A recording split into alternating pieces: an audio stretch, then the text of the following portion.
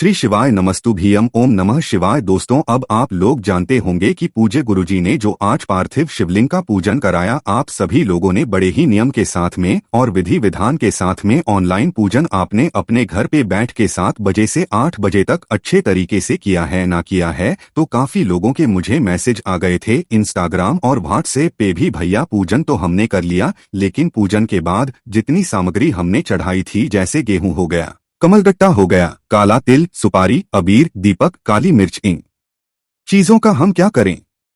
साथ ही साथ आप ये बता दो कि जो फल और मिठाई है, इसका हम क्या करें।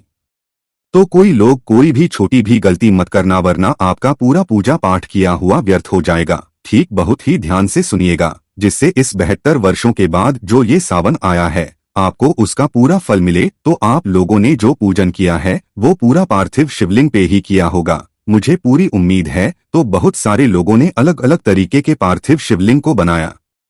अब आप लोगों ने जब पार्थिव शिवलिंग बनाया तो उसमें आप दूध भी चढ़ाया होगा, जो भी फल है वो चढ़ाया होगा, बेलपत्र, धतूरा सब चढ़ाया है। बात करते हैं भैया विसर्जन की विधि, तो आपने बता दी थी, लेकिन अब यहाँ पे जितनी चीजें हमने चढ़ाई हैं, तो पार्थिव शिवलिंग के साथ में क्या जितनी सामग्री हमने चढ़ाई थी, क्या इन सभी चीजों का भी हमें विसर्जन कर देना है। सभी चीजों का मतलब क्या हुआ कि जैसे जो भी सामग्री मैंने आपको बताई थी बहुत सारी, ये तो मैंने एक फोटो दिखा रहा हूँ, ये मैंने भेजा था एक लोग को ऑनलाइन। बाकी मैं आपको सबसे पहले बता देना चाहता हूँ कि जो दीपक आप लोगों ने जलाया, पहला दीपक तो आप लोगों ने जलाया होगा जब पूजन स्टार्ट हुआ था, और दूसरा दीपक आपने जलाया होगा जब आप आरती कर रहे थे, ठीक है ना। कुछ लोगों ने यहाँ पे मिट्टी के दीपक का इस्तेमाल किया था और कुछ लोगों ने यहाँ पे आटे के दिए का इस्तेमाल किया था, ठीक है ना। यहाँ पे आपके पास में 2 तरीके हैं, अगर आप लोगों ने आटे का दिया या फिर मिट्टी का दिया आप लोगों ने बनाया था, तो इन दोनों का विसर्जन आपको करना होगा। चाहे आटे का दिया बनाया है तो उसका भी विसर्जन करना है, और मिट्टी और उसका अगर आप लोगों का दिया बनाया था घर पे तो उसका भी विसर्जन करना है। लेकिन अब मान लेते हैं कि ये वाला दीपक आपने लिया था बनाया हुआ मार्केट से लेकर के, तो आपको इस दीपक का विसर्जन मत करना, इसको अच्छे तरीके से धुल करके अपने घर में रख लेना। जब भी और कभी दीपक जलाना हो बेल पेंट के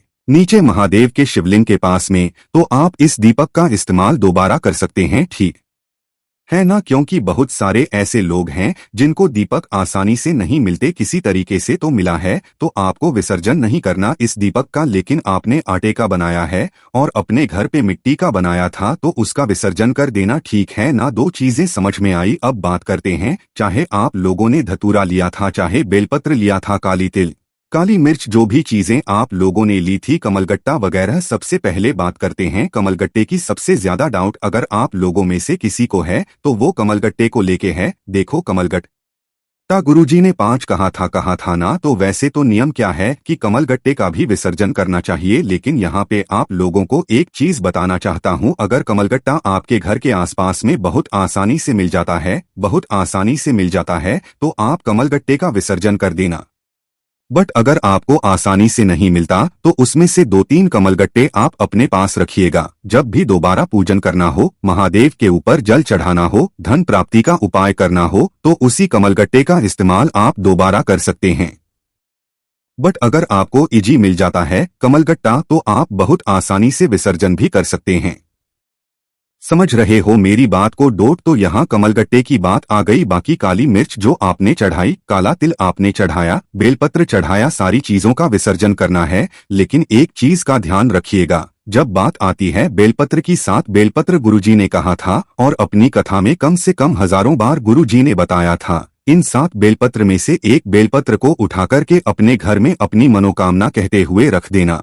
बाकी के जो 6 बचे हुए बेलपत्र हैं, इनका आपको पार्थिव शिवलिंग के साथ में ही विसर्जन कर देना होगा। ठीक, 7 के बेलपत्र को अपने पास नहीं रखना, सिर्फ एक बेलपत्र को अपने पास रखना है। बाकी के 6 बेलपत्र को विसर्जन करना। साथ ही साथ जो आप लोगों ने धतूरा लिया है, अगर आपको धतूरा नहीं मिला था तो आप लोगों ने चावल चढ़ाया होगा। मैंने आपको बहुत विस्तार से बताया है, अगर धतूरा आपने चढ़ाया है तब भी विसर्जन करेंगे। अगर आप लोगों ने चावल समर्पित किया है तो चावल का भी विसर्जन आपको करना ही करना है। चावल को भी संभाल करके रखना नहीं है, ठीक है ना। देखो, दूसरी चीज, आप लोगों ने गेहूं का भी इस्तेमाल किया होगा। मैं गेहूं की फोटो लिया है कि नहीं, हाँ, चावल भी लिया है, गेहूं भी ठीक है।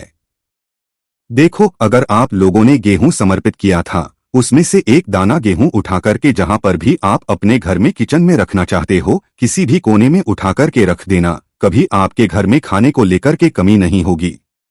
इसीलिए गुरुजी ने जो अनाज के फॉर्म में गेहूं ही सिर्फ बताया था। देखो, आपको ना तो धान बताया, ना तो आप लोगों को बाजरा बताया गया, ना कुछ, सिर्फ आपको गेहूं, क्योंकि अनाज में अगर कोई भी चीज सबसे उत्कृष्ट मानी जाती है, सबसे अच्छी मानी जाती, तो वो गेहूं ही होता है। तो गेहूं का एक दाना रख देना समझ में आई थी चीजें। अब जो सबसे बड़ी बातें हैं, सबसे अच्छी चीजें हैं, उसकी बात हम लोग कर लेते हैं, और वो है मिठाई और फल को लेकर के। इसकी बातें मैंने एक अलग सी वीडियो बना भी रखी है आप लोग के लिए, बट फिर भी एक बार आपको समझाने के लिए बना दे रहा हूं, ताकि आपको कोई डाउट ना हो पाए। जैसे यहाँ पे तो प्लेट में सजाया हुआ आप लोगों ने दिख रहा होगा मिठाई है ना, तो आप लोग तो प्लेट में मार्केट से खरीद के नहीं लाए होंगे, है ना, आप लोगों ने डिब्बे में लाया होगा। मैंने आपको बताया था कि जो आप मिठाई मार्केट से लेकर के आए हो, है ना, जो पार्थिव शिवलिंग का पूजन आपने किया है, उसमें से मैंने कहा था कि आपको पूरी मिठाई नहीं समर्पित करनी है। चाहे आधा किलो लाए होंगे, 1 किलो लाए होंगे, मिठाई को पूरा नहीं। जब गुरुजी ने कहा थोड़ा सा मिष्ठान, थोड़ा सा ये बोला था ना, तो आपको क्या करना होगा, मिष्ठान में से बस 2 पीस, 1 पीस निकाल करके छोटी सी दोने में, छोटी सी कटोरी में महादेव के शिवलिंग के पास टच करा के और वहीं पास में ही कहीं पे रख देते हैं। बाकी का जो का डिब्बा था उसको पास रखते, अपने पास रखते। एक चीज का ध्यान रखिएगा, मेरे पास एक बहन का मैसेज आया था, रीता कारिया करके उनका नाम था। कहा था, भैया क्या हम इस मिठाई को और जो फल आपने बताया था, क्या इसको हम अपने घर में प्रसाद के तौर पर खा सकते हैं? तो इसका जवाब है बिल्कुल भी नहीं। महादेव को समर्पित करने वाला कोई भी खाद्य पदार्थ आप अपने घर में खाने के लिए प्रसाद के तौर पे इस्तेमाल नहीं कर सकते। इसीलिए मैंने आपसे कहा था, जो मिठाई मैंने आपको दिखाई है, ये मिठाई आपको पूरा नहीं समर्पित करनी चाहिए थी। अगर आपने भूलवश भी पूरा समर्पित कर दिया डिब्बे के साथ में, तो उसका एक भी पीस आपको प्रसाद के तौर पे नहीं खाना है। उसको आप किसी ब्राह्मण देवता को, या फिर आपके घर के आसपास में कोई भी गौ माता आती हो, आप उनको खिला सकते हो, ठीक है ना, क्योंकि गौ माता भी हमारे किसके प्रतीक होती है? पितृ के प्रतीक मानी जाती है। सेम चीज आपको फल के साथ भी करना है। आप फल भी आप लोग क्या ऐसे खुले में तो लाए नहीं होंगे, पॉलिथीन में लाए होंगे या फिर झोले में लाए होंगे, तो वैसे रहने देना। बस जैसे कहा जाए फल समर्पित करो, छोटे से धोने में 2-3 फल जो भी प्रकार के लाए होंगे उसको समर्पित कर दिया होगा। और उसके बाद में जिस फल को आपने टच कराया महादेव को, उस फल को सिर्फ आपको नहीं खाना, बाकी जितनी पॉलिथीन में है, जितना आपके झोले में है, आप अपने पूरे परिवार के साथ में आज कल परसों, जब तक वो फल खराब नहीं होता, आप खा सकते हो। लेकिन महादेव को समर्पित किया हुआ कोई भी चीज आपको खुद अपने घर पे नहीं खाना। इस चीज का ध्यान रखिएगा। इतनी बातें समझ में आ गई हैं, एक बात को और कर लेते हैं। देखो, अगर मान लीजिए कि आप लोगों ने कितना चढ़ाया था, 108 चावल के दाने चढ़ाए थे। अरे, चढ़ाए थे कि नहीं चढ़ाए थे? 108 चावल के दानों में से कोई भी चावल का दाना आप अपने पास मत रखना। चाहो गेहूं का, मैंने बात बता दिया, चावल आपको नहीं रखना। एक मैंने आपको उपाय भी बताया था, ठीक है ना? तो कुछ लोगों ने मुझसे कहा कि भैया जो उपाय हमने किया था, जो बेलपत्र पे 108 बिंदी लगा करके पूरे परिवार के साथ में हमने टच करा करके महादेव के शिवलिंग को समर्पित किया था, अपनी मनोकामना कहते हुए, क्या उस बेलपत्र को हम उठा करके रखेंगे? तो इसका जवाब है नहीं। वो उपाय आपने किसके लिए किया है? मनोकामना पूर्ति के लिए, इच्छा पूर्ति के लिए। तो उस बेलपत्र को भी आपको वैसे का वैसा ही महादेव के शिवलिंग के पास रख करके और विसर्जन कर देना। ठीक, विसर्जन करने की बात मैंने बता रखी है, बट एक बार बस छोटा सा 10 सेकंड में आपको समझाने की कोशिश कर रहा हूँ। विसर्जन आज भी कर सकते हो और कल भी कर सकते हो, जब सावन की शिवरात्रि तिथि आती है।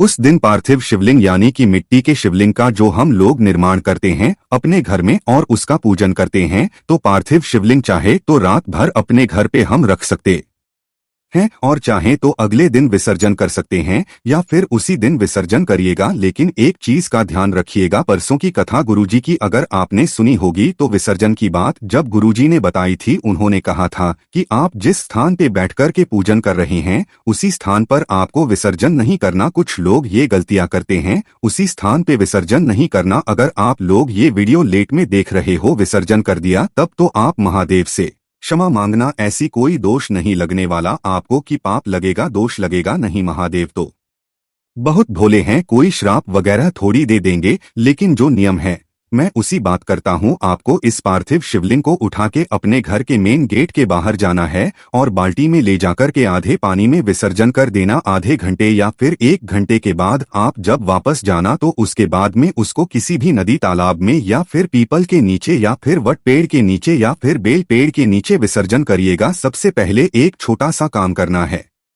आप लोगों ने में से कितने लोगों ने पूजन बहुत अच्छे से कर लिया, इसकी बात नीचे कमेंट सेक्शन बताइएगा। मेरे जितने भी भाई बहन आवाज मेरी पहली बार सुन रहे हैं, चैनल को सब्सक्राइब करिएगा ताकि ऐसी बहुत सारी वीडियो और आपके जितने भी डाउट हो वो दूर हो जाए और वीडियो आपको मिलती रहे। और हाँ, एक छोटा सा बात, वीडियो को सभी को लाइक करना है। श्री शिवाय नमस्तुभ्यम, ओम नमः शिवाय।